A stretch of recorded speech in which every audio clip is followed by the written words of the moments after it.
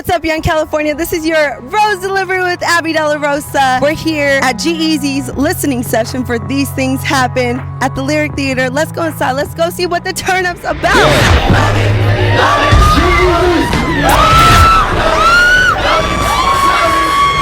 What's poppin'? So we're here for These Things Happen.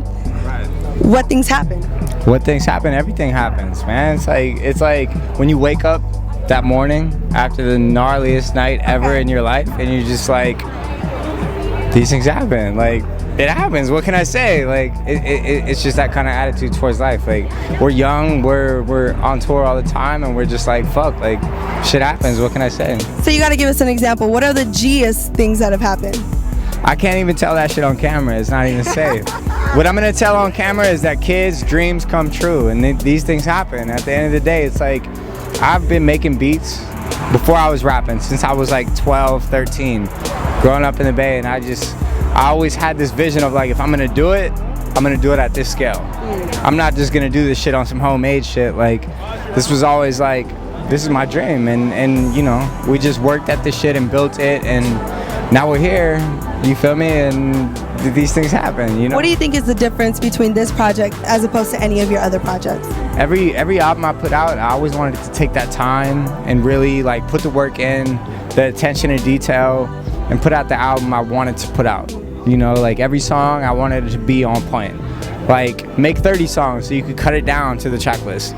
Every project in the past, it was like, yo, that shit is due. Okay. Like, yo, they need an album, they need a mixtape, like, put that shit out.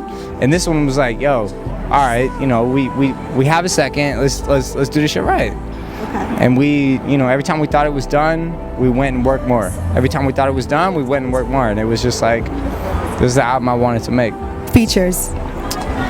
It's under raps, a lot of it, but all I can say is I got one of my favorite rappers on this shit. I got A$AP Ferg on my album. This is gonna be crazy. Okay. Can you? I got my one goal too. Okay, there you go. Just a bang. That's G enough. That's G enough. So let's talk about producing. You said that you only want to do your beats. Yeah. No diss to no other producer. Why is that? Well, if I put my name on something, I want it to be G.